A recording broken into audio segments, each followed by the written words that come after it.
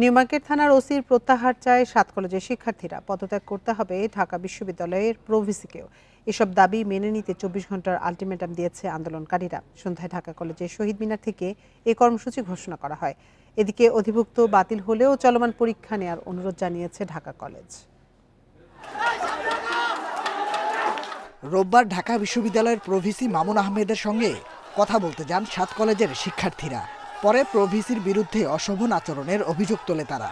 প্রতিবাদে বিক্ষোভ করে সড়কে অবস্থান নেয় আন্দোলনকারীরা। এই ঘটনার জেরে মধ্যরাতে সংঘর্ষে জড়ায় ঢাকা কলেজ ও ঢাকা বিশ্ববিদ্যালয়ের শিক্ষার্থীরা। ৬ দফা দাবি বাস্তবায়নে সোমবার ৪ ঘন্টা সময় দেয় ৭ কলেজের শিক্ষার্থীরা। এই সময় অধ্যক্ষদের সঙ্গে জরুরি বৈঠকে বসেন ঢাবি উপাচার্য। সিদ্ধান্ত হয় অধিভুক্তি বাতিলের। চলমান শিক্ষা কার্যক্রমের তারপরও স্বাভাবিক হয়নি পরিস্থিতি। ঢাকা বিশ্ববিদ্যালয়ের প্রভিসি ও নিউমার্কেট থানার ওসির প্রত্যাহার চেয়ে আলটিমেটাম দেয় আন্দোলনরত শিক্ষার্থীরা। করে যাতে জনদুর্ভোগ সৃষ্টি না হয় তাই ৬ দফা দাবি মেনে নেওয়ার জন্য আমরা কর্তৃপক্ষকে পুনরায় ২৪ ঘন্টার আলটিমেটাম দেওয়া হলো। অনতিবিলম্বে আগামী ২৪ ঘন্টার মধ্যে এই প্রভিসিকে তার পদ থেকে পদত্যাগ করতে হবে।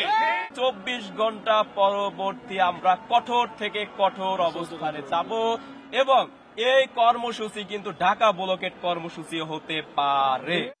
শিক্ষার্থীরা আন্দোলন চালিয়ে গেলেও বাকি পরীক্ষাগুলো নেয়ার অনুরোধ জানান ঢাকা কলেজের অধ্যক্ষ।